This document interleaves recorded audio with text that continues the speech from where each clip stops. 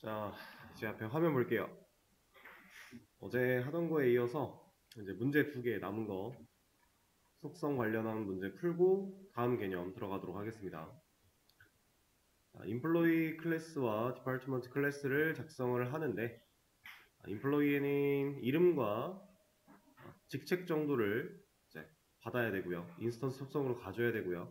생성자를 통해서 초기화를 할 겁니다. 그리고 디파트먼트 부서겠죠. 사원이고 부서일 텐데 이름을 받아야 되고 이름과 직원 목록이라는 거를 인스턴스 속성으로 가져야 돼요. 여기서도 이름이 있고 여기서도 이름이 있지만 얘는 사원명이라면 이 녀석은 이제 부서명이 되겠죠. 약간 차이가 있을 수 있어요. 그리고 해당 부서에 포함되어 있는 직원 목록이라고 하는 속성을 가져야 되는 상황. 그리고 생성자를 통해서 초기화를 할 거고요. 직원 목록은 빈 리스트로 초기화를 할 겁니다.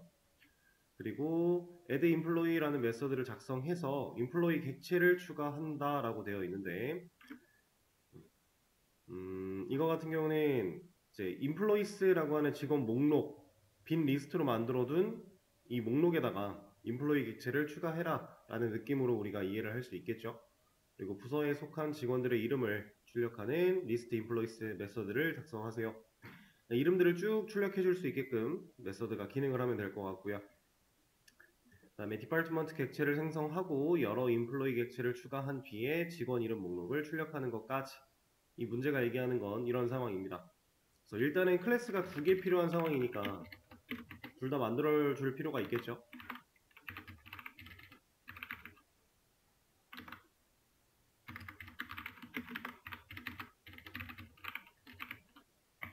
인플로이와 디파트먼트 클래스를 둘 다 생성을 한 뒤에 하나씩 차근차근 가볼게요. 인플로이의 생성자를 통해서 이름과 직책 초기화 해야 된다라고 했으니 생성자가 있어야 된다는 얘기일 거고, 여기서는 이름과 직책이라고 하는 값을 초기화를 할 것이다. 외부에서 받아오도록 할 거예요. 왜냐면 여기서 직접 값을 넣는 방식으로는 객체를 만들 때마다 새로운 값을 넣어서 객체를 만들어낼 수가 없기 때문에 외부에서 받는 방향으로 진행을 할 거고요. 자, 이러면 인플로이 클래스는 일단 생성됐고, 이제 디파트먼트 클래스 이 녀석도 생성자가 필요할 겁니다. 네임을 받아낼 거고요. 리스트 같은 경우, 직원 목록 같은 경우는 빈 리스트로 초기화를 할 거니까 굳이 값을 받을 필요는 없을 것 같아요.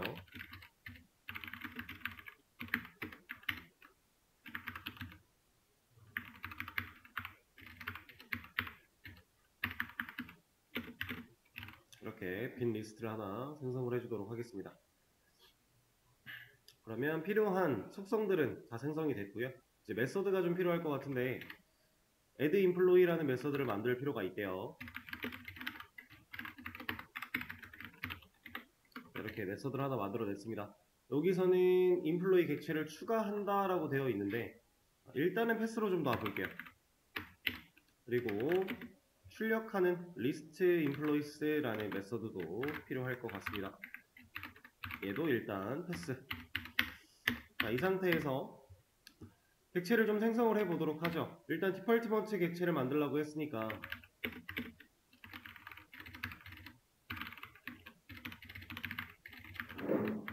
디파트먼트 객체를 하나 생성을 하는데 이름을 넣어줘야겠죠. 우리는 개발을 공부하고 있으니 개발부라고 하나 칭해 보도록 하고요.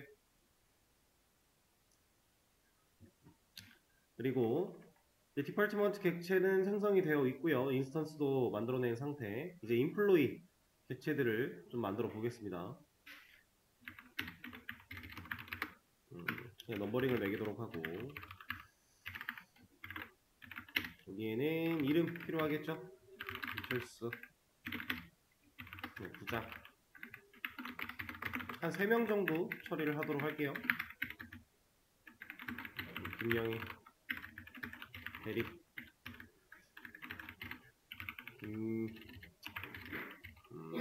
정민수, 사원, 이런 식으로 사원들을 3명을 좀 만들어냈습니다. 자, 그러면 디파트먼트 객체 하나에 지금 인플로이 객체가 3개 있어요. 인플로이 객체들은 각각 지금 생성자로 인자를 넘겨주고 있기 때문에 김철수 부장이라는 이름과 직책을 가진 인플로이 객체 하나, 김영희 대리 하나, 박민수 사원 하나, 이런 식으로 총 3개의 객체가 만들어진 상태일 거고요.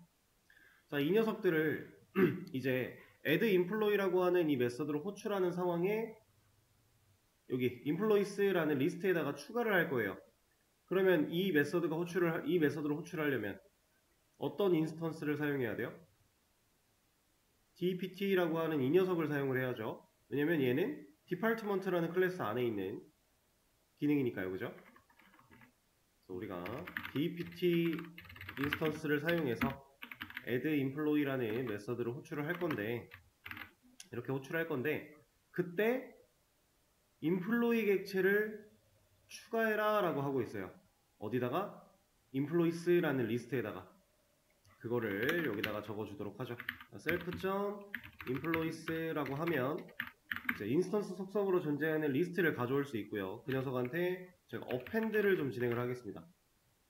하나씩 요소를 추가할 거니까 이때 추가될 요소, 이 append 안에 인자로 들어가서 실제로 리스트에 추가될 요소는 얘를 불러내는 이 바깥 시점에 인플로이 객체를 넘겨줘야겠죠. 그래서 우리가 인자로 이 녀석을 세팅을 할 거예요. 그러면 인자가 있다는 얘기는 매개 변수가 필요하다는 얘기니까 여기에 매개 변수를 받아야겠죠. 매개 변수로 받아온 녀석을 여기다가 이제 넣겠다. 그러면 여기서 인자로 넘긴 이 인플로이라는 객체 인스턴스가 이쪽으로 들어가게 되는 거고, 그 녀석을 리스트에 추가를 했다라는 거예요. 자, 이 과정을 3번 해줘야겠죠. 그래야 리스트에는 3개의 인플로이 객체들이 전부 다 추가가 될 수 있을 거니까요.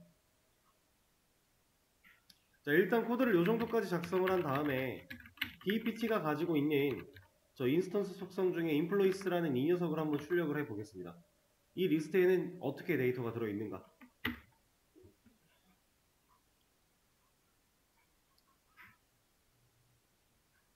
add employee를 통해서 객체 3개를 추가한 뒤에 지금 리스트를 출력을 해봤더니 어떤 결과가 나오는 거예요? 대괄호가 있으니까 리스트가 맞고요. 그 안쪽에 이만큼이 하나의 데이터예요. 그리고 그 콤마가 찍혔고 또 하나의 데이터, 콤마, 하나의 데이터에서 총 3개의 데이터가 잘 들어가 있는데, 자, 이 녀석들은 뭐라 그랬죠? 이렇게 나오는 이 값은 주소라고 했습니다. 주소. 지금 이거 하나하나가 인플로이 객체의 주소예요. 지금 여기 보시면 비슷해 보이지만 값은 다 달라요.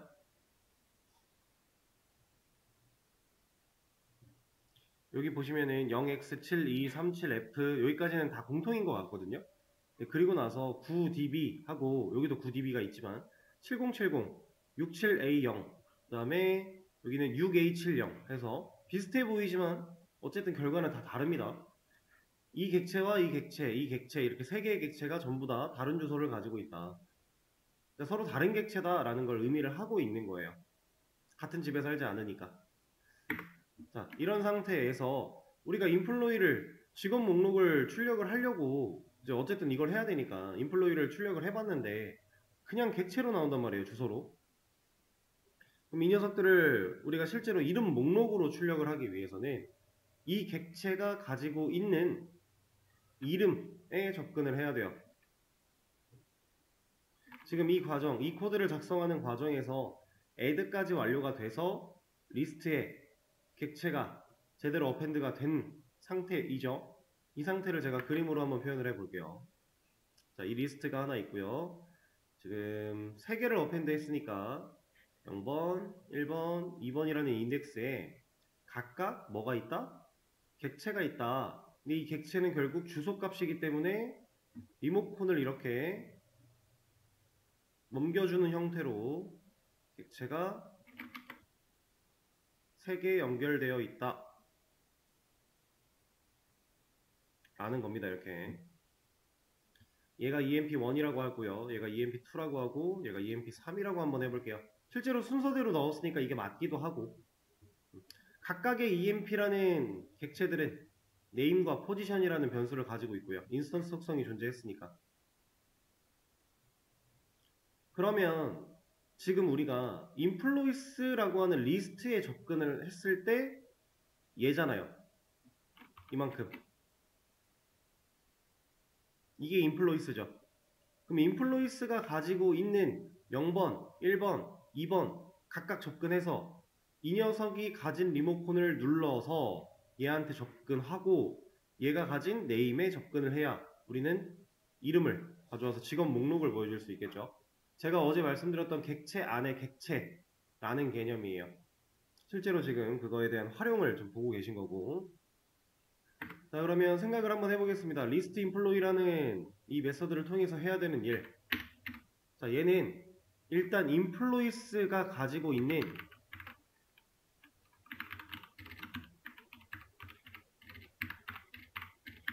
이 리스트가 가지고 있는 데이터에 예를 들어 0번에 접근을 했다. 그럼 이 0번은 emp1이라는 emp employee 객체를 가지고 있는 그 리모컨인 상태일 텐데 그 녀석이 가진 리모컨을 눌러서 name이라고 하는 값에 접근을 하겠다. 이런 식으로 이거를 여기서 테스트를 하죠. 이렇게 접근을 하겠다라고 하면은 얘는 이름이 나와요. 이제 김철수라는 이름. 왜냐면 인플로이 객체 안쪽까지 파고 들어온 거니까. 리모컨 2번 눌렀으니까. 자, 그럼 이 개념을 활용해서 우리가 리스트 인플로이스라고 하는 얘가 이 메서드가 가져야 될 기능에는 반복문을 좀 돌릴 필요가 있겠죠. 왜냐면 리스트에 0번, 1번, 2번에 있는 녀석을 전부 다 돌아야 되니까. 자, 반복문을 도는 와중에 저는 그냥 밸류 값으로 접근을 할 겁니다. 어차피 리모컨을 눌러야 되는 상황이니까 밸류 값에 접근을 할 거고요. self.employees 리스트에 접근을 하고 돌립니다. 그러면 각각 리스트에 0번, 1번, 2번에 해당하는 녀석들 그 값들이 밸류에 꽂힐 거고요. V에. 그 V를 사용해서 제가 출력을 진행을 할 건데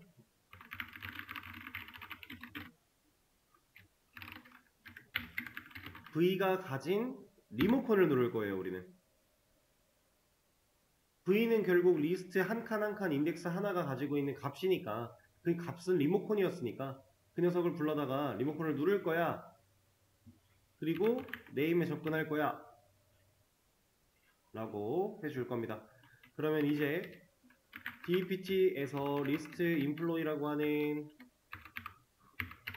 list employees라고 하는 메서드를 우리가 호출을 한다면 김철수, 김영희, 박민수라는 사원 목록을 볼 수가 있겠죠. 여기서 만약에 이름만 보여줄 게 아니라 직책 같은 것도 같이 보여주고 싶었다면 그냥 접근하면 되겠죠? 밸류가 가지고 있는 포지션으로. V는 결국에 리모컨이기 때문에 그 리모컨을 누르면 인플로이 객체에 접근할 수 있는 거고 인플로이 객체에는 name과 포지션이라는 값이 둘 다 들어 있었던 거니까 이런 식으로 문제를 해결할 수 있겠네요. 자, 이 문제 같은 경우는 여러분들이 만들어내는 클래스들 간에 호환을 하고 있는 상황이에요. 두 클래스가 연관성이 좀 존재하는 상황이고 그 연관성을 기반으로 해서 두 클래스가 가진 데이터를 같이 혼합적으로 사용하는 그런 문제였다고 보시면 돼요. 객체 안에 객체를 넣어서 컨트롤하는 자, 마지막 문제. 프로덕트 클래스를 작성을 할 거고요. 요구사항은 name, price, stock이라고 하는 인스턴스 속성을 가져야 되고요. 생성자를 통해서 이름, 가격, 재고라고 하는 이 녀석들을 초기화를 할 겁니다. 그리고 가격은 0보다 커야 한대요. 그렇지 않으면 밸류 에러를 발생시킨다. 여기서 말하는 밸류 에러를 발생시킨다라고 하는 건 제가 신경 쓰지 마시라고 말씀드렸고 재고는 음수일 수 없으며 음수값이 들어오면 0으로 초기화가 된다. 그리고 셀 메서드를 작성해서 재고를 감소시켜야 되고 재고가 부족하면 경고 메시지를 출력한다. 그래서 프로덕트라는 객체를 생성하고 메서드로 호출하여 동작을 확인해라 라고 되어 있어요. 자, 이 문제는 생각이 좀 필요합니다. 해야 될 조건들이, 지켜야 될 조건들이 꽤나 있어요. 자, 일단 클래스 프로덕트가 필요할 거고요. 자, 프로덕트 클래스 안에 생성자를 통해서 초기화를 할 거니까 역시 생성자는 무조건 필요한 거예요. 자, 이런 상황에서 name과 price, 스톡이라고 하는 값들을 전부 다 생성자로 초기화를 할 거니까 받아서 처리를 하도록 일단 명시를 좀 해주고요.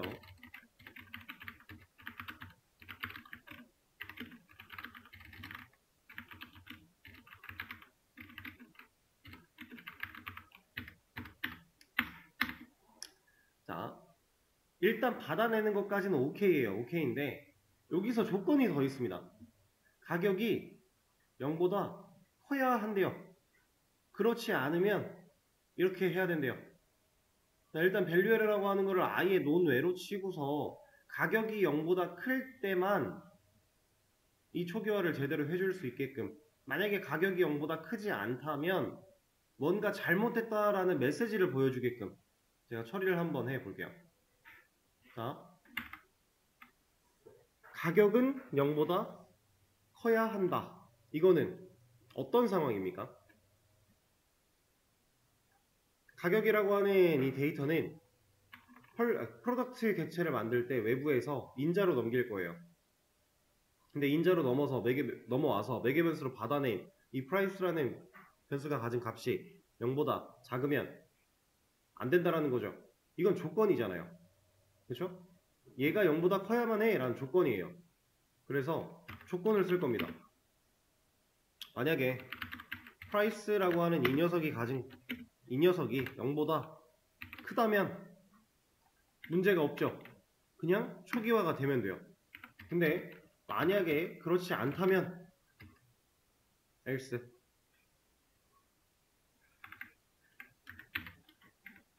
프라이스가 0보다 큰 경우를 제외한 나머지 모든 경우 0과 같거나 0보다 작거나 한 그런 경우에는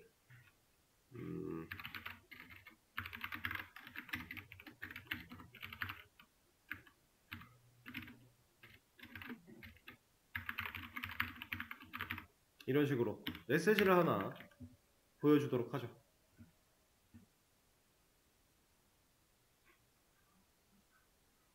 자, 그리고 스톱도 마찬가지예요. 재고는 음수일 수 없으며 음수값이 들어오면 0으로 초기화를 해야 된다라고 하고 있어요. 이 스톡이라고 하는 매개변수가 받아낸 값이 0보다 작거나 같으면 뭐가 돼야 돼요? 0이 돼야 돼요. 근데 0보다 작거나 같지 않으면 그냥 초기화를 시켜주면 돼요. 이것도 똑같이 조건이 필요하다는 얘기겠죠. 만약에 스톡이라고 하는 이 녀석이 가진 값이 0보다 크거나 같으면 0보다 크거나 같을 때는 어차피 그냥 스톡으로 진행을 해도 되고요. 이렇게 해도 저렇게 해도 상관은 없지만 그 밖에 모든 경우 이때는 0보다 작은 경우, 음수인 경우니까 얘를 0으로 초기화를 하겠다. 문제가 얘기하는 조건을 그냥 그대로 생성자 안에서 처리를 해주면 되는 거예요. 이러면 초기화하는 부분에서는 밸류 에러를 제외하고 나머지는 다 커버를 친 거고요. 이거 가지고 테스트 한번 해볼까요? 프로덕트라는 녀석을 만들어 낼 건데 제가 여기다가 컴퓨터 가격은 좀 에러를 일부러 잘못된 상황을 보기 위해서 0으로 좀 넣고요. 스톡 같은 경우도 마이너스를 한번 부여를 해보겠습니다. 그리고 나서 PROD가 가지고 있는 name, price, stop이라고 하는 이 녀석들 변수가 가진 값들을 좀 찍어 볼게요.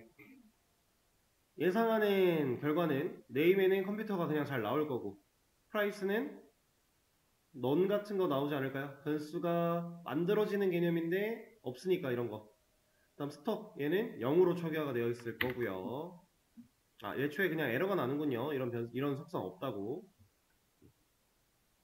왜냐면 else의 경우라서 초기화가 안 됐으니까. 이렇게. 자, 이게 여기서 밸류 에러를 발생시킨다라고 하는 이 개념이 사용된 이유가 사실 이것 때문이긴 해요. 그냥 되고 안 되고의 경우가 존재했을 때 이 프라이스를 쓰게 되면은 이렇게 에러가 나서 멈추는 경우가 있어요. 근데 밸류 에러를 발생시킨다라고 하면 얘는 에러가 나서 멈추지 않고 어떠한 대처를 할 수 있게 하는 코드를 작성할 수 있습니다. 이건 좀 이따가 얘기를 하도록 하고요. 자, 어쨌든 우리가 원하는 대로 어느 정도 된 것 같으니까 자, 이걸 가지고서 다음 스텝을 나아가 볼 거예요.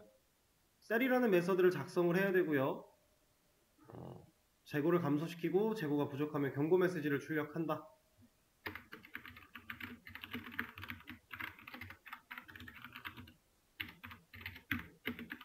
얘는 몇 개를 팔지, 이거를 퀀티티라고 할까요? 몇 개를 판매할지에 대해서 인자로 매개변수로 넘겨받으면 그걸 가지고 팔겠다라는 뜻이에요. 재고를 감소시키자. 이 퀀티티의 값이 들어왔다. 그러면 그 개수만큼 재고에서 마이너스를 하자라는 의미예요. 자, 근데 또 재고가 만약에 8개가 있어요. 근데 여러분들이 9개를 팔아야 된대요. 팔 수 있어요? 이거 못 팔죠. 부족하잖아요. 그럼 그런 상황에 대한 검증을 좀 해줄 필요가 있겠죠. 그래서 여기다가도 if를 넣어서 자, quantity라고 하는 이 녀석이 스톡이라고 하는 재고보다 크다면 얘는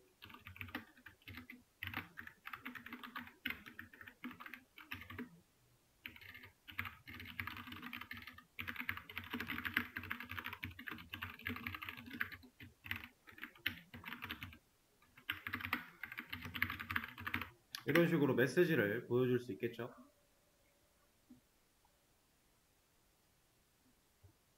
근데 그렇지 않다면 퀀티티가 스톡보다 개수가 많거나 그러지 않다면 그때는 판매하면 되죠.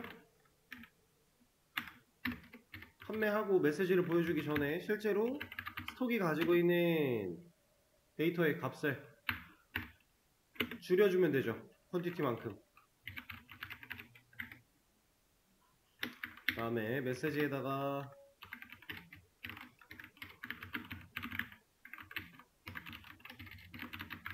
메시지는 뭐 이렇게 안 해도 상관은 없는데 그냥 깔끔하게 보여주기 위해서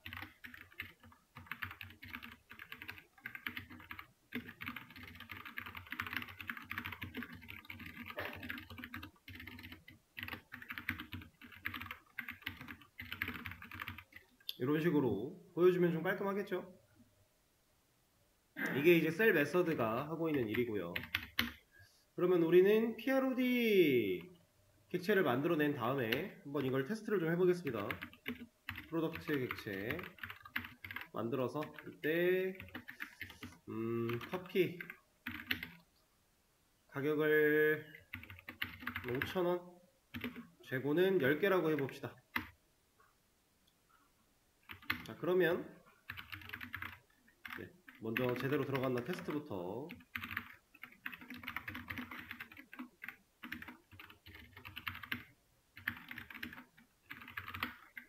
이렇게 문제가 있는지 없는지 확인을 해보고 와, 문제가 없구나. 그럼 이제 진짜로 셀을 해봐야죠. 팔아봐야 돼요. 셀이라고 하는 메서드를 호출하는데 개수 몇 개 팔 건지. 자, 여기다가 제가 먼저 5개를 한번 팔아볼게요. 아니다, 6개. 그러면 문제 없죠. 6개 판매했고요. 남은 재고 4개입니다. 그럼 이 판매한 후에 스톡을 재고를 또 확인해 보면 진짜 4가 됐죠? 그러면 이 상태에서 6개를 또 팔겠다 혹은 5개를 팔겠다 라는 식으로 간다면 얘는 못 팔죠. 5개를 판매할 수 없습니다. 재고 4개입니다. 그리고 제곱 4개 잘 나오고 있어요. 이런 상황인데 이제 아까 전에 말했던 밸류 에러 이거 빼고는 다 처리가 됐다라고 보시면 되고요. 이 밸류 에러 처리하는 거 좀 보여드려 볼게요.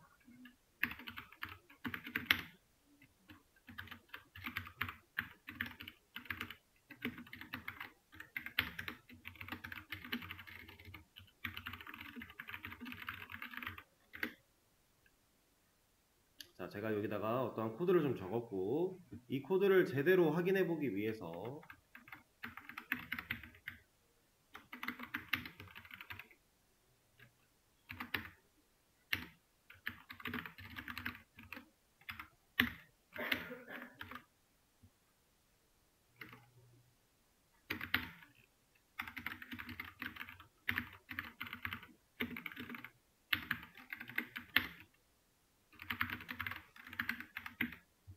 자, 이렇게 좀 놔 보겠습니다.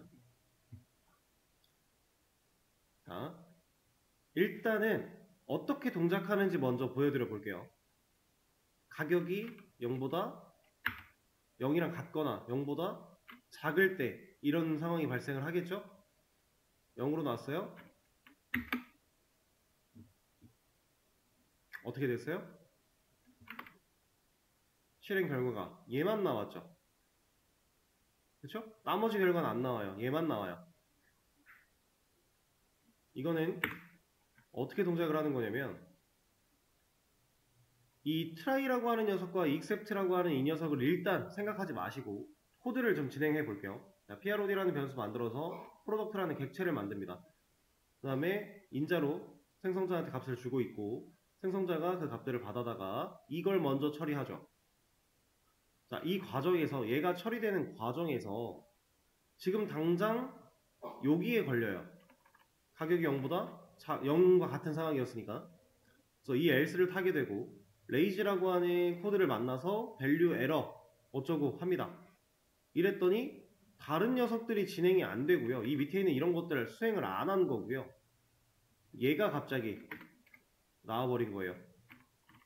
자, 여기 적혀있는 지금 try except라고 하는 저 녀석은 파이썬에서 사용하는 예외 처리 방식이에요. 예외 처리라는 건 뭐냐면 자, 여러분들이 파이썬 같은 경우는 사실 뭐 에러를 구분지어서 보기가 좀 애매하기 때문에 그냥 묶어서 생각하셔도 괜찮은데 코드가 애초에 실행되는데 실행이 불가한 상황이 아니라 하다가 안 되는 상황 이거를 이제 우리가 예외 상황이라고 얘기를 하거든요. 근데 파이썬은 애초에 실행이 불가한 상황이 없어요. 그냥 하다가 모든 게 다 하다가 안 되는 상황이에요. 그래서 파이썬의 에러 상황에 대한 처리를 하는 방식 중에 하나인데 하다가 안 되는 상황 이때 이 try는요 콜론이 찍혔죠. 그리고 종속을 했어요. 얘가 하는 역할은 이겁니다. try라는 코드에 종속된 코드를 실행하다가 에러가 발생을 한다. 이런 상황이 터졌다. 그러면 except로 가요. except 영역으로 가서 해당 에러 상황에 대한 처리를 한다. 이게 try except입니다. 예외 처리 방식. 자, try라고 하는 이 영역, 이 종속되어 있는 이만큼의 코드를 실행을 해요. 얘는 그걸 문제없이 하려고 해요. 진짜로 문제가 없으면 이 except에 뭐가 써있든지 간에 얘를 안 해요. 여기 있는 걸 하고 끝납니다. try에 있는 걸 하고. 근데 try에 있는 코드를 진행을 하다가 뭔가 문제가 발생을 해요. 지금 여기서 만들어낸 상황처럼 뭔가 문제가 있는 상황이 터지게 되면 그때는 그 즉시 왜 안 되니?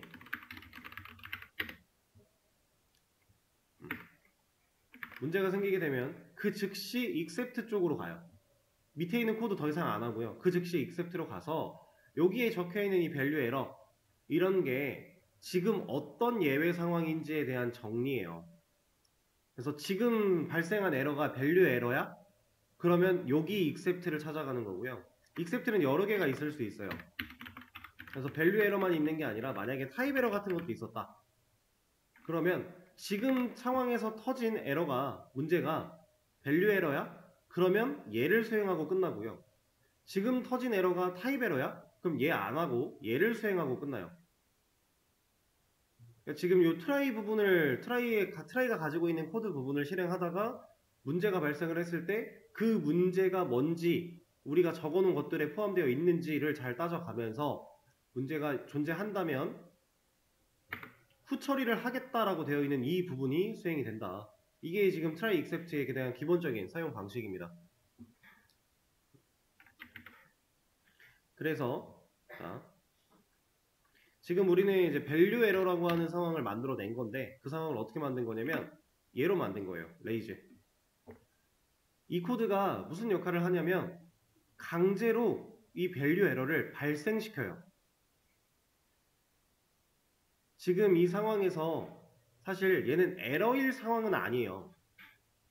에러가 아니어도 돼요. 근데 우리가 강제로 에러를 발생시킴으로써 지금 밑에서 이런 상황이 터졌을 때 이 밸류 에러야 지금 값이 잘못됐어 라는 상황으로 처리하겠다라는 인위적인 처리를 만들어낸 거예요. 후처리를. 그래서 이 레이즈가 밸류 에러를 강제로 발생시키는 역할을 하고요. 그러면 이게 해당하지 않는 상황에서는 밸류 에러를 강제로 발생을 시켜주니까 그리고 발생을 시킬 때 이러한 렌트를 가지고 가라고 지금 인자로 넣어준 겁니다. 그렇게 발생된 밸류 에러는 여기 얘 때문에 밸류 에러가 터진 순간 나머지를 하지 않고 except에 있는 밸류 에러 우리가 발생시킨 여기 에러를 찾아와요. 그리고 나서 그러면 except에 종속되어 있는 이 녀석이 수행이 돼야 되겠죠? 근데 지금 여기 보면은 print 2라고 적혀 있고 여기에 as2라고 적혀 있는데 자 얘는 사실 없어도 돼요. 이렇게 써도 돼요. 근데 이렇게 나와서 이게 올바르게 나오지가 않으니까 이걸 사용을 하는 겁니다. 진짜로 메시지를 보여주려고. 얘는 쉽게 말하면 지금 이 에러 상황에 대한 에러 메시지 같은 거를 보여주기 위해서 별명 지어 놓은 거예요. 그래서 그 별명 가져다가 지금 이 메시지가 뭔지 띄워줄게 라고 하는 게 이 출력입니다. 그래서 이렇게 얘가 가지고 있는 밸류 에러 우리가 지금 여기서 강제로 발생시킨 이 밸류 에러는 이러한 메시지를 가지고 있으니까 그 메시지를 얘한테 담아서 밸류 에러 상황으로 넘겨준 거고 그 녀석을 출력하기 위해 이런 별명을 지어놓고 꺼낸다 라는 느낌입니다. 이게 try except예요. 이 예외 처리는 상당히 중요해요. 왜 중요하냐면 코드가 실행되다가 에러가 발생해서 멈추면 사용자 입장에서는 물음표가 찍힐 수밖에 없어요. 근데 개발자는 개발을 하는 중에도 이런 문제가 생길 수 있어 라는 것을 예상할 수 있고요. 그 예상에 따라 사용자가 올바른 매뉴얼대로 진행하지 않았을 때 이런 에러가 발생할 수 있어 라고 하는 그런 특정 상황들을 이렇게 예외 처리를 통해서 에러가 발생해서 프로그램이 멈추는 상황을 없애야 한다. 이래서 예외 처리를 해줘야 돼요. 지금 상황에서는 강제로 발생시켰고 이런 상황이니까 좀 더 어렵게 느껴지실 수 있는데 사실 이거 예외 처리가 별거 아니에요.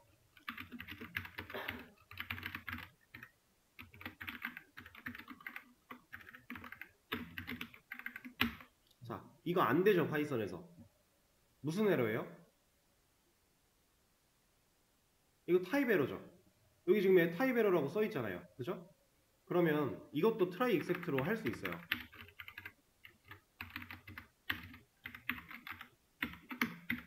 이 코드를 try 안쪽에 넣어주고요. except에다가 타입 에러를 넣어주는 겁니다. 그리고 나서 얘를 찍겠다라고 하면 이렇게 나오는 거예요. 에러 내용에 대해서 알려주는 겁니다. 프로그램이 아예 멈춰버리는 게 아니에요. 이 상황에 대한 후처리를 우리가 따로 지정을 하는 거예요. 이거는 당연히 안 될 걸 우린 예상할 수 있어요. 사용자가 숫자 10을 입력한다면 이건 안 될 거예요. 근데 여기가 문자라면 얘는 문제가 없죠. 그렇죠? 이러면 except 없이 try가 실행되고 끝나는 거예요. 그냥 이게 try except입니다. 예외 처리. 상당히 중요한 개념이고 여러분들이 실제로 어떤 코드를 작성한다라고 하면은 상당히 많이 사용해야 될 녀석이에요. 그리고 이런 와중에 강제로 에러를 좀 발생시켜서 처리를 하기도 하고 제가 이런 걸 또 한번 해보도록 하죠. 여기다가 방금 전에 본 것처럼 레이지를 한번 이용해서 해볼게요. 그리고 이거를 이렇게 찍으면 여러분들이 이제 헷갈리니까 확실하게 구분을 좀 주겠습니다.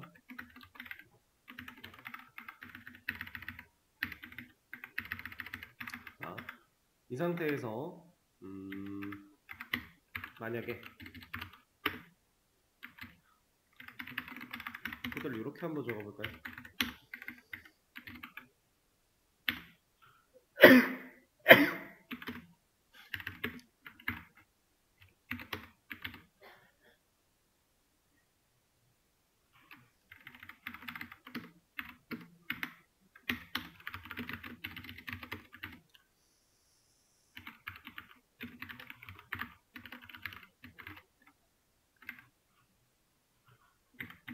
이렇게 한번 가볼게요. 지금 이 코드는 뭐냐면 A가 숫자 10이에요. 그래서 숫자 10 얘랑 같으면 프린트 출력을 할 거야 라고 했는데 프린트 출력을 하다 보면 타입 에러가 발생을 하겠죠. 타입 에러가 발생을 하면 얘가 나올 거예요. 그래서 지금은 타입 에러가 나올 거예요. 출력 결과가. 근데 얘가 만약에 숫자 10이 아니라면 뭐 숫자가 달랐거나 아니면 뭐 문자였거나 결과가 달랐다면 이제 if가 아니라 else를 사용해서 value 에러를 강제로 발생시키겠다는 뜻이겠죠? 그러면 value 에러가 나오는 거예요. 이런 겁니다. 사용법은. 실제로 데이터 처리할 때 생각보다 많이 이런 그 예외 상황들이 발생을 해요. 우리는 그 처리를 해야 돼요. 안 그러면 프로그램이 여기저기서 뻥뻥 터져가지고 진행을 못해요. 그리고 문제 상황을 우리가 명확하게 인지하기도 되게 애매해져요. 그래서 이렇게. 자, 근데 이런 것도 있습니다. 문제가 발생하기 전까지의 코드들은 전부 다 실행이 돼요. 이렇게 해놓고 보면 문제가 발생을 하는 경우는 얘 아니면 얘죠. 그럼 그 전에 1, 2, 3, 4는 출력이 되어 나온다라는 거예요. 파이썬은 원래 이래요. 이런 거 트라이 캐치 이런 거 트라이 익셉트 이런 거 필요 없이 원래 되는 게 있고 밑에 안 되는 게 있으면 되는 데까지는 나오다가 밑에서부터 안 돼요. 원래 파이썬이 그래요. 그래서 애초에 제가 아까 전에 말씀드렸던 것처럼 여기다가 지웠나 보네요. 아예 실행이 안 되는 상황과 실행했는데 안 되는 상황. 원래 이제 예외 처리는 보통 실행이 되는데 해봤는데 안 되는 상황 가지고 얘기를 하는데 파이썬은 애초에 실행이 아예 안 되는 상황이 없어요. 그냥 실행이 돼요. 첫 줄부터 에러가 있다면 그냥 첫 줄에 에러가 났을 뿐이에요. 그래서 이렇게 try except 예외 처리에 관련된 내용을 좀 같이 해봤고요. 네. 네.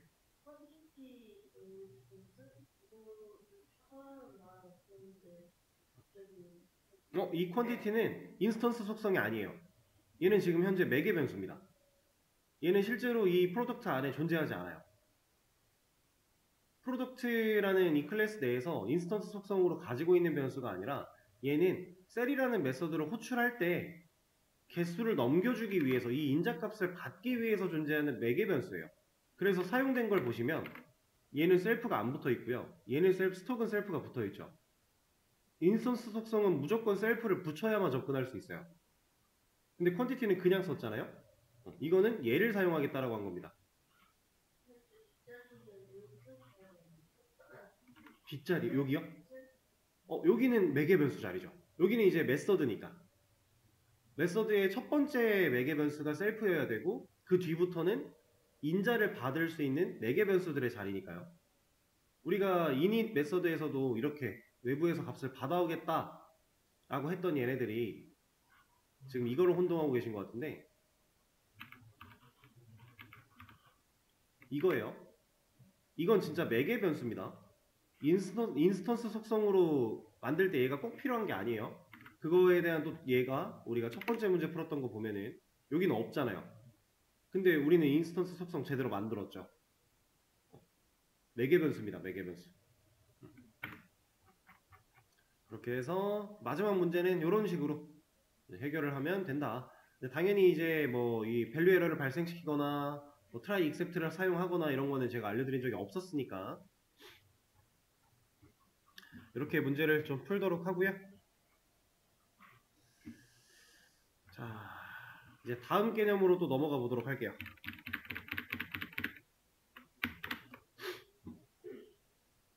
정답은 수업 페이지에 올라갈 겁니다.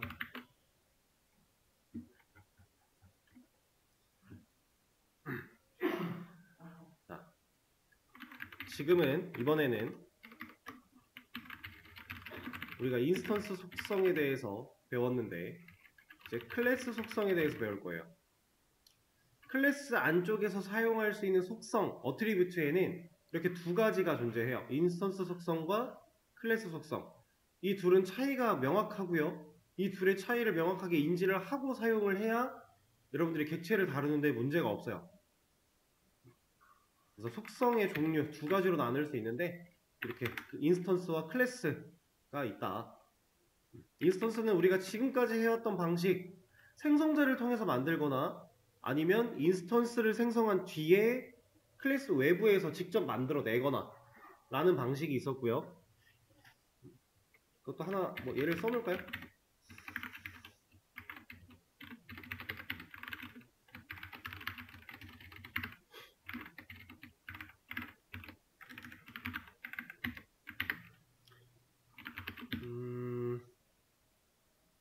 어차피 우리가 클래스 속성을 할 거니까 이런 걸로 한번 예시를 좀 들어보도록 하겠습니다.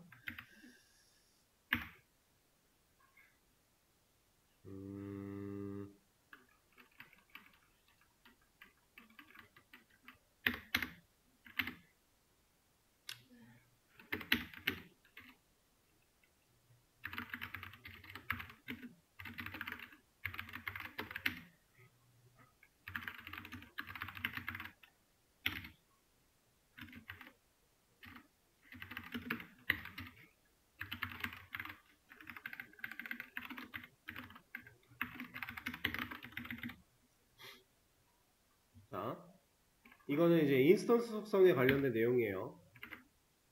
펄슨 클래스 안에 생성자를 통해 카운트라는 인스턴스 속성 하나를 만들어내겠다라고 했고요. 0으로 초기화를 했어요. 그리고 객체를 만들어내면 이 녀석은 자동으로 실행이 되니까 카운트라는 변수 존재할 거고 0이라는 값을 가지고 있을 겁니다. 그래서 여기 찍었을 때 0이 잘 나오고요. 그 다음에 이 녀석이 가진 값을 1 증가시킨 뒤에 이 녀석이 가지고 있는 펄슨 카운트의 값을 다시 찍어보니까 1 증가가 잘 됐죠. 자, 이런 거고요. 자, 이거는 이제 이 생성자를 통해서 인스턴스 속성을 만드는 방식이었다면 이런 것도 가능했죠.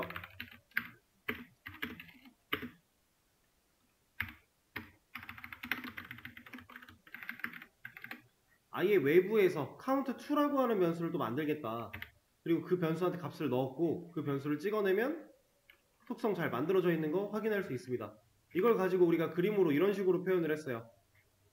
변수가 있고 객체가 만들어질 건데 리모컨 연결돼서 처음에 객체가 만들어지자마자 존재하는 건 count라는 변수 하나 있을 텐데 이 녀석한테 뭐 값을 추가하고 출력해보고 이런 과정을 거치다가 count2라고 하는 변수를 만들겠다, 만들어서 0이라는 값을 넣겠다라고 하면 변수 하나가 더 만들어진다라고 했어요.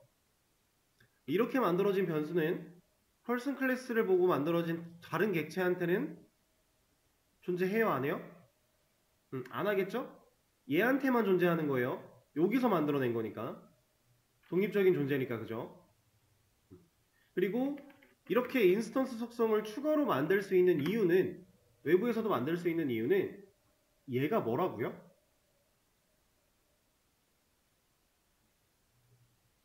지금 이 코드 한 줄에서 이 펄슨은 뭐예요? 이 녀석은? 펄슨 클래스의 인스턴스잖아요. 인스턴스를 갖고 있으니까 인스턴스 속성을 만드는 것도 당연히 되는 거예요. 얘가 인스턴스니까. 근데 인스턴스가 없었다면 못 만들어요. 이렇게 되는 겁니다. 그렇게 생각하시면 돼요. 자, 그런 상황이 인스턴스 속성이었다. 이렇게 만들고 저렇게 만들고 두 가지 경우가 존재를 했었는데, 자, 이제는 클래스 속성 배워볼 겁니다. 그리고 이것도 하나 더 보여드리는 게 좋겠네요.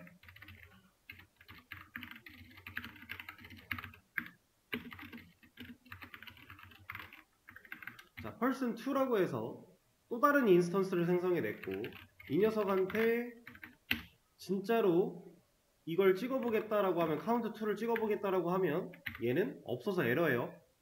얘한테만 진짜로 있는 겁니다. person한테만. person2한테는 그런 거 없어요. 공유가 되지 않는다는 얘기죠. 각각의 인스턴스, 각각의 객체가 따로 가지고 있는 거예요. 독립적인 거예요. 이런 상황이라고 했을 때 클래스 속성 배워볼 건데,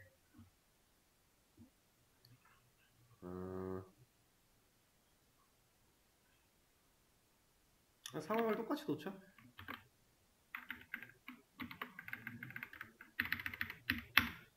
자, 클래스 속성은 이렇게 쓸 겁니다. 생성자 같은 거 필요 없고 그냥 썼어요. 제가 이거 클래스 처음 얘기 드릴 때 변수 이런 식으로도 만들 수 있다라고 했었죠. 그거 하고 있는 거예요. 심지어 셀프도 없어요, 얘는. 자, 그 상태에서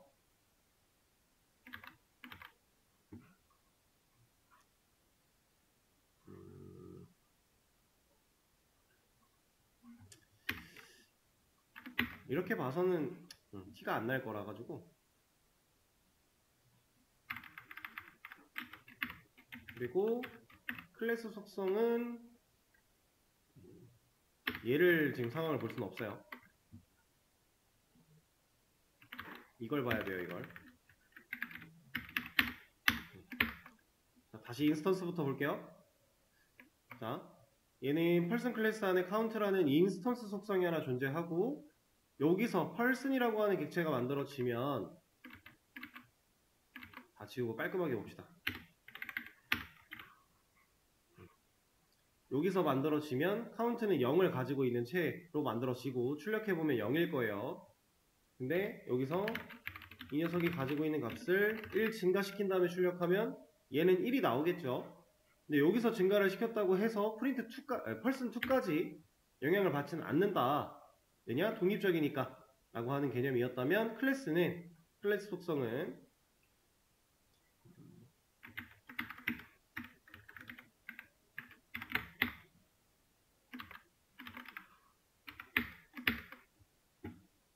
얘도 이렇게 나오네.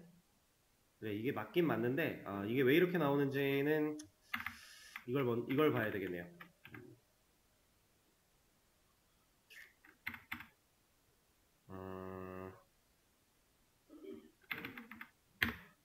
메서드를 호출하는 방식으로 보겠습니다.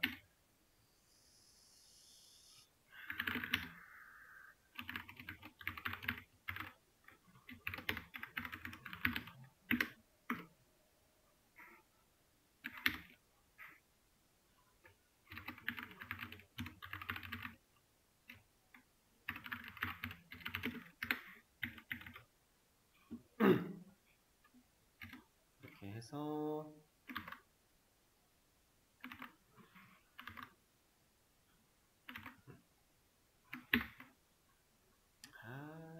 참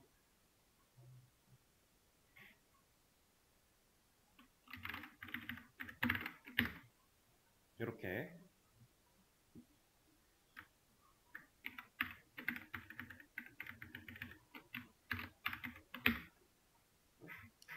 이건데 좀 많은 걸 넘어가고 일단 보여드린 다음에 하려고 했더니 넘어가니까 또 제대로 안 나와서 설명을 좀 드려보겠습니다.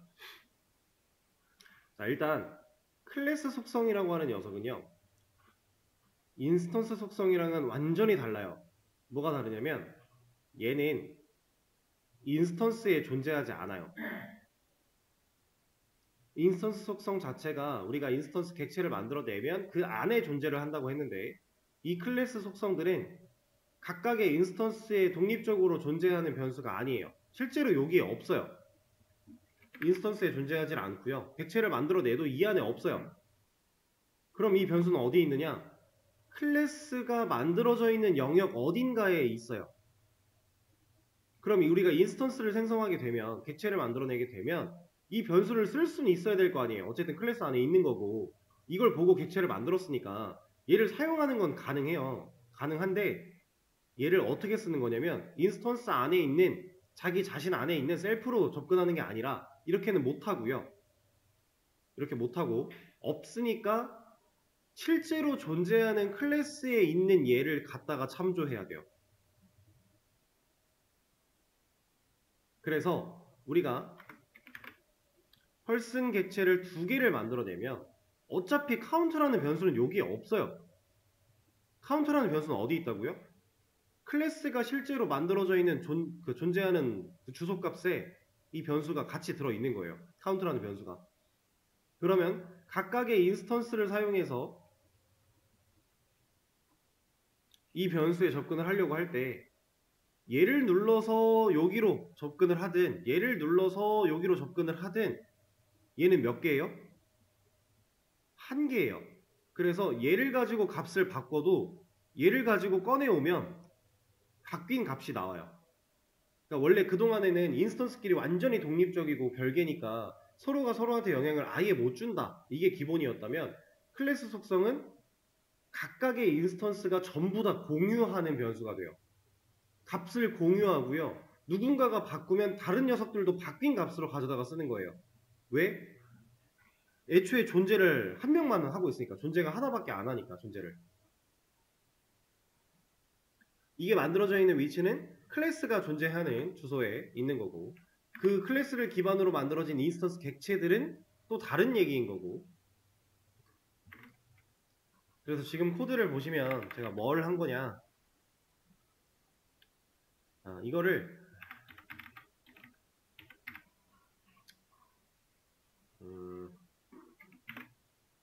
이렇게 보시면은, 펄슨 클래스 안에는 getCount라고 하는 메서드가 지금 하나 있는데, 이 녀석을 리턴을 가지고 있고 person.count라고 했어요. self.count가 아니에요. person.count예요. 이건 지금 뭘 뜻하는 거냐? person 클래스가 가진 count라는 변수예요. 실제로 count라는 변수는 인스턴스를 만든다고 해도 클래스에 존재를 인스턴스가 아니라 클래스에 존재를 한다라고 했고, 클래스에 존재를 하기 때문에 인스턴스 없어도, 이런 거 없어도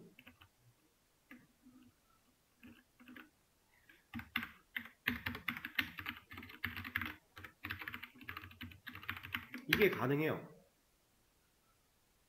펄슨 클래스한테 직접 리모컨을 누르겠다라는 의미를 쓰는 거예요. 그러니까 클래스는 리모컨이 존재하진 않지만 어쨌든 네가 가진, 펄슨 클래스 네가 가진 이 녀석 내놔 라고 한 거예요. 인스턴스 속성이었다면 이렇게 못해요.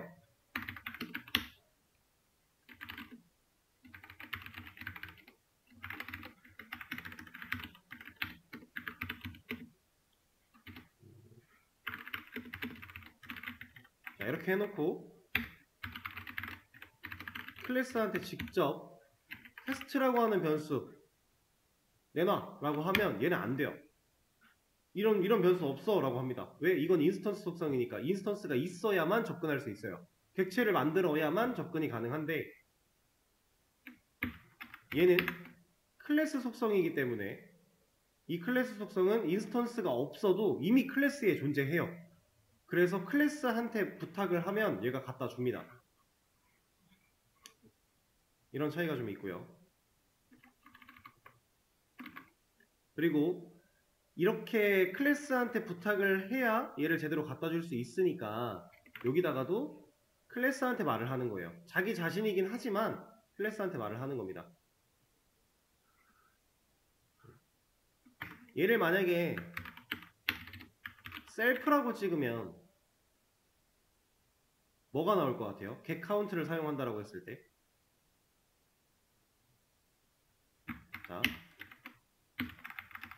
확실하게 하기 위해서 얘는 10을 좀 놓고요. 여기서는 10이 나올 겁니다. 이 출력은. 그죠?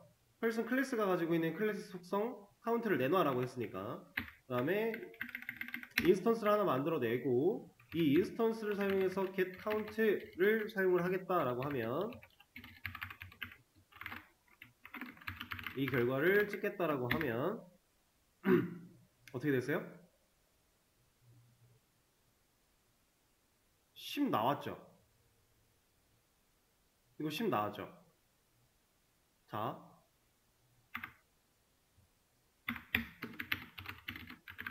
지금 방금 10이 나온 이 결과를 잘 기억하세요.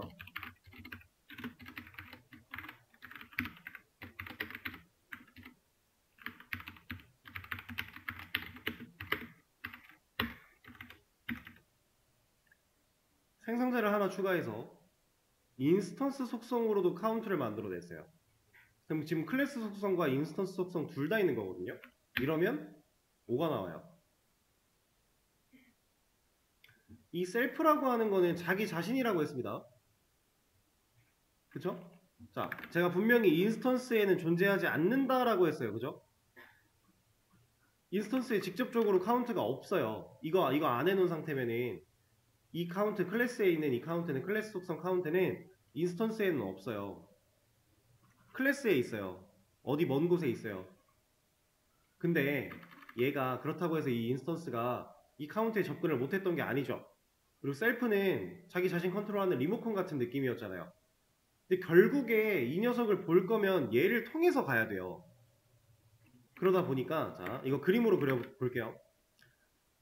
펄슨이라고 하는 클래스가 이렇게 존재한다. 이거 이해가 좀 힘들 수도 있는데 이 녀석한테는 count라고 하는 변수가 존재합니다. 그리고 뭐 생성자도 있고요. getCount라고 하는 메서드도 있어요. 이렇게 생겨 먹었어요. 여기가 count, 여기 뭐 init, 여기가 getCount. 클래스 안에 다 들어있는 거니까 이렇게 있는데 이 클래스를 가지고서 person, 객체, 인스턴스를 만들어낸다 라고 하면 그리고 그걸 연결을 한다 라고 하면은 리모컨 연결되는 거고 얘는 이제 init을 통해 count라고 하는 변수 하나가 생성이 될 거고요. 그 다음에 getCount라고 하는 메서드 하나가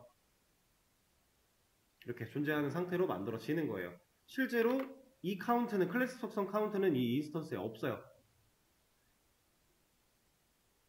지금 코드는 이런 상태입니다.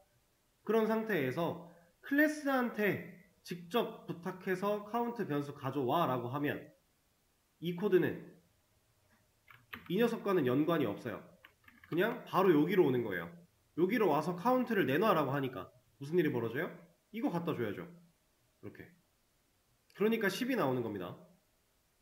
근데 그 두 번째 줄 person 인스턴스를 생성하는 이 코드를 거쳐서 getCount를 하게 되면 이 인스턴스를 사용해서 getCount 얘를 실행을 하는데 이 녀석은 셀프를 거쳐서 카운트를 가져와요. 근데 지금 얘 스스로가 카운트가 있죠. 그러니까 얘를 줍니다. 그래서 여기선 5가 나와요. 자, 이게 지금 현재 상태인데 자, 여기서 이제 차이를 좀 줄 거예요.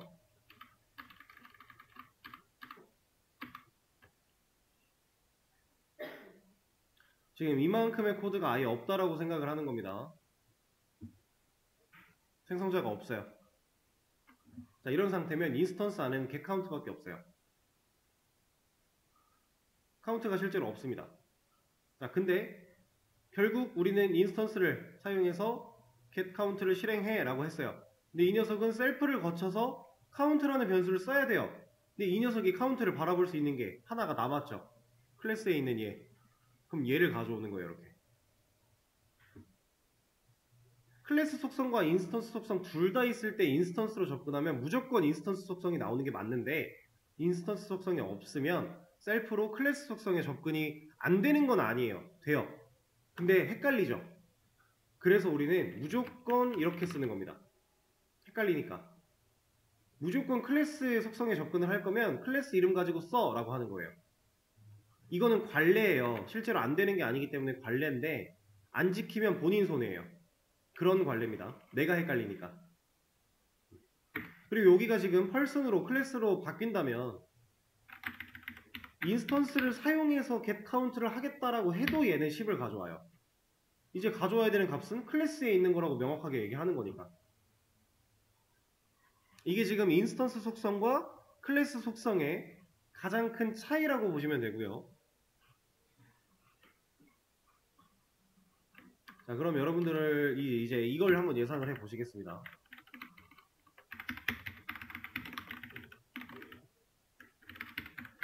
자, 새로운 인스턴스 하나 생성을 한 뒤에 그 인스턴스한테 getCount를 통해 지금 카운트가 몇인지 좀 가져와 봐 라고 해요. 이 결과 뭐 나와요? 이 출력의 결과는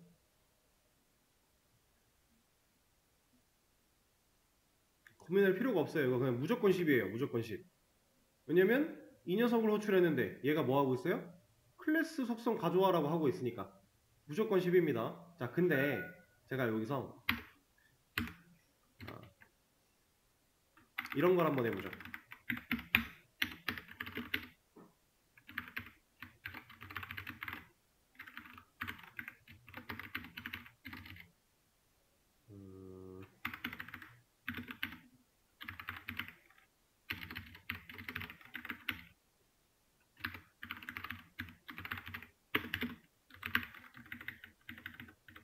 이런 과정을 거쳐요.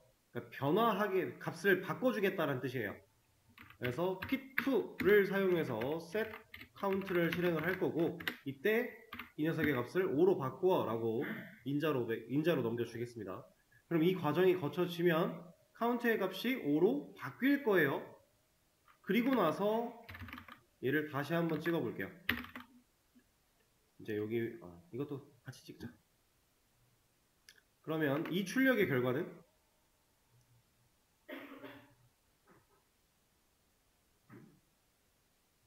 둘 다 5 일까요? 15? 자, 이거는 둘 다 5. 클래스 속성은 인스턴스마다 따로 가지고 있는 게 아니라 클래스에만 존재한다라고 했으니까 두 개의 인스턴스가 얘한테 접근을 하고 얘한테 접근을 하는 거예요. 두 명이 바라보는 애가 똑같아요. 하나예요. 그러면 얘를 통해서 이 녀석의 값을 5로 바꿨다면 얘를 통해서 이 녀석을 가져왔을 때도 5죠. 서로 다른 애를 바라보는 게 아니니까. 공유 자원이에요. 공유 자원. 모든 인스턴스가 이 값을 공유합니다. 자, 그래서 아예 새로운 인스턴스를 또 만든 다음에 이 녀석한테 이거 해봐 라고 하면 얘는 5예요. 이미 5니까 쟤는. 이해되실까요? 인스턴스 속성은 이게 절대로 안 됐죠. 서로 독립적이기 때문에 누구 하나의 값이 바뀐다고 해도 내가 바라보는 값이 바뀌진 않았어요. 근데 클래스 속성은 누가 하나 바꾸면 나머지 애들도 다 바뀌어요. 객체를 아무리 많이 찍어내봤자 공유하기 때문에 모두가 다 같은 값이 나올 수밖에 없는 겁니다. 그게 클래스 속성이 가지고 있는 특징이에요. 자, 그리고 이 클래스 속성에도 비공개 클래스 속성이 존재해요. 사용하는 방식은 똑같습니다. 언더바 두 개를 앞에다가 붙여요. 이렇게.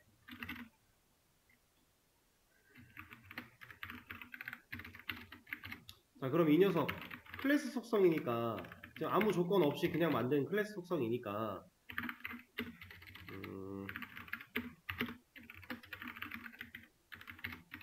원래대로라면 이게 가능해야 되잖아요.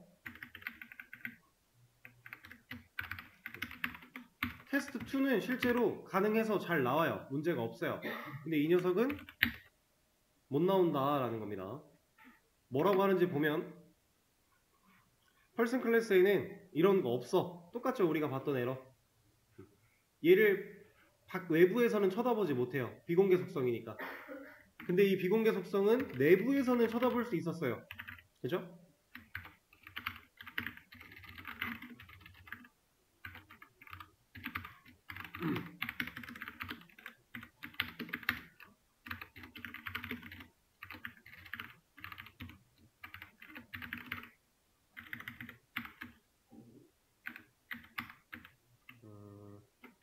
얘는 안 되니까 빼고, 얘도 이제 뭐 볼 필요 없으니까 빼고.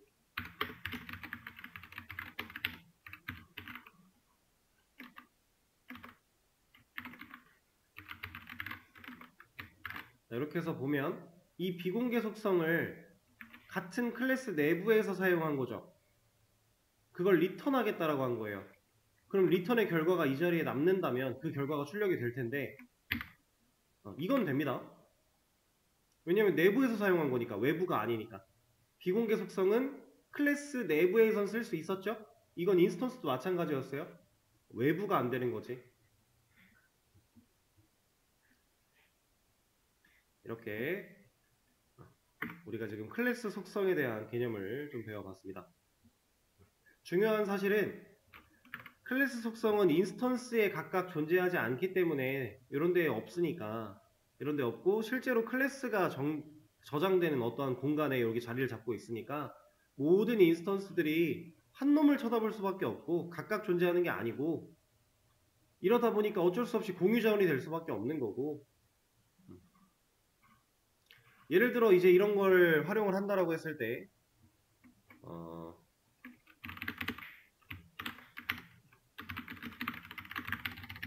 게시물이라고 하는 클래스를 하나 만들었다라고 해놓고, 이 게시물한테는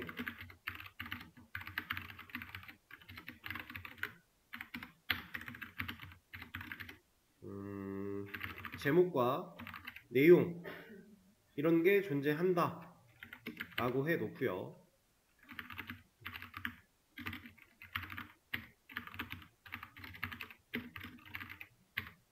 이렇게 해놓고 게시물의 번호만, 얘만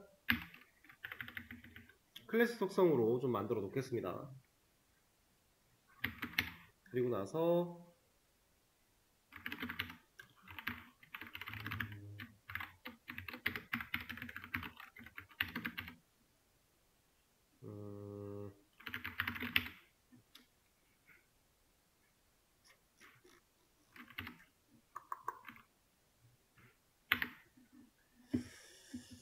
뭘로 줄까?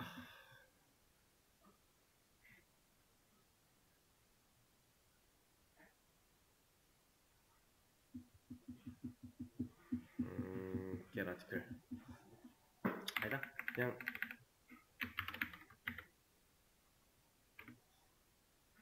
이렇게 주죠.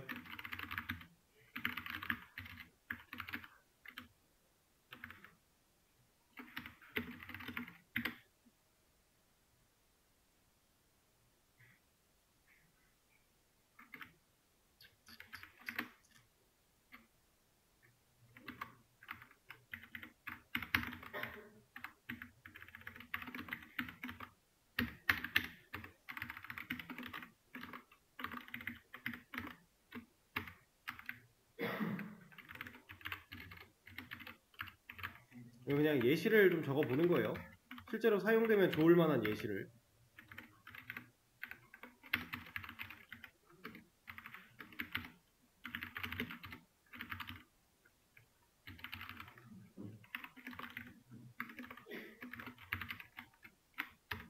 이렇게 아티클이라고 하는 클래스가 있다라고 했을 때,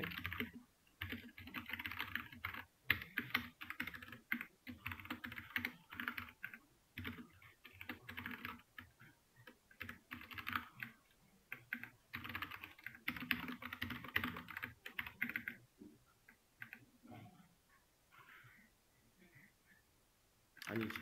이게 이렇게 들어갈 게 아니죠.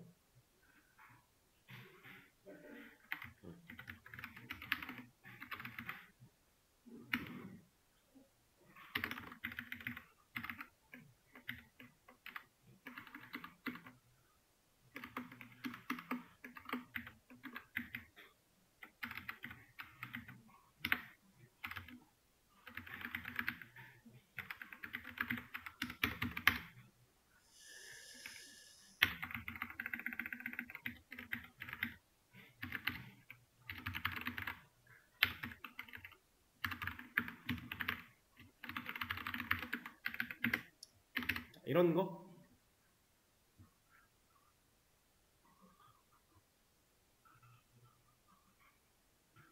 자, 이거는 어떤 코드냐면 사실 얘네들은 뭐 필요가 없었지만 우리가 아티클이라고 하는 클래스를 사용해서 객체를 한 번 만들고 두 번 만들고 세 번 만들었죠. 그쵸? 세 번 만들어낸 뒤에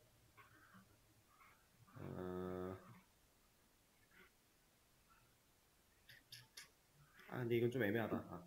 이걸로 찍는 거는 의미가 없고 이렇게 찍는 게 맞겠네요. 한 번 한 번 찍힐 때마다 이 게시물의 번호를 이건 뭐야? 게시물의 번호를 1씩 증가시켜서 자동으로 넘버링 되게 하는 그런 상태, 그런 예제 코드라고 보시면 돼요. 그래서 게시물 객체를 하나 만들어낼 때 우리가 글을 하나 쓴다라고 하면 게시물 객체 하나, 글을 또 쓰면 게시물 객체 하나, 또 쓰면 하나 이런 식으로 저장이 될 텐데 이런 상황일 때 이 하나하나의 게시물들이 각각 1번 글, 2번 글, 3번 글, 4번 글 이렇게 되기 위해서 넘버를 공유해 가며 계속 증가시키는, 이게 만약에 인스턴스 속성으로 자리를 잡고 있었던 애라면 모든 게시물들이 전부 다 1밖에 안 돼요. 1번이에요 다. 왜냐면 객체가 만들어졌을 때 1 될 거고 객체가 만들어지면 또 0에서 플러스 1이니까 1 될 거고. 근데 우리가 이걸 클래스 속성으로 사용했기 때문에 객체를 하나 만들 때마다 1이었던 게 2가 되고 2였던 게 3이 되고 3이었던 게 4가 되는 이런 넘버링을 자동으로 부여할 수 있는 이런 느낌이라고 보시면 됩니다. 이거는 뭐 따라치실 필요는 없는 거였고, 그래서 클래스 속성은 공유 자원이니까 이렇게 잘 사용을 해줘야 된다, 그런 개념입니다. 자, 일단은 이 정도 하고요. 쉬는 시간 한번 가졌다가 다음 시간에는 다른 걸 또 해보도록 하죠.